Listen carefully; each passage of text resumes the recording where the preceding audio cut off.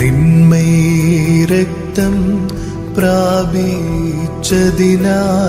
ജീവൻ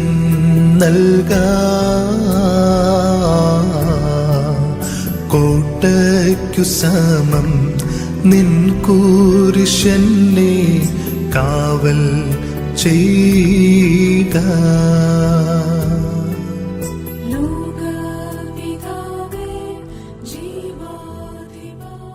ദൈവനാമത്തിന് മഹത്വമുണ്ടാകട്ടെ.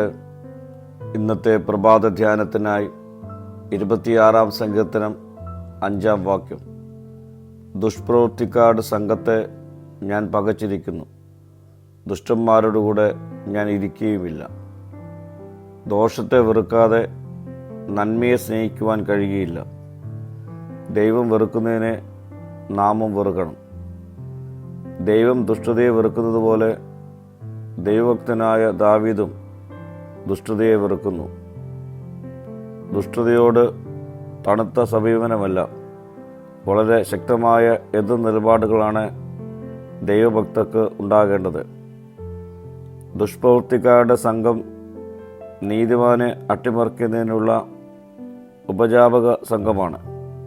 ദൈവിക ആരാധകർ ഒരുമിച്ച് കൂടുന്നത് പോലെ തന്നെ ദുഷ്ടന്മാരുടെ സംഘവും ഒന്നിച്ചുകൂടി സാത്താനെ ആരാധിക്കുന്നു.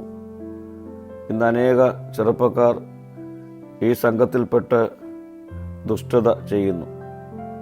ദുഷ്ടന്മാരോടുകൂടെ നീതിമാൻ ഇരിക്കുമ്പോൾ അവരുടെ ചെയ്തികൾ ന്യായീകരിക്കപ്പെടുന്നതായി അവർക്ക് തോന്നാം. എന്നാൽ സങ്കീർത്തകൻ്റെ ഭാഗത്തു നിന്ന് അങ്ങനെ ഒരു സമീപനം ഉണ്ടാകുന്നില്ല.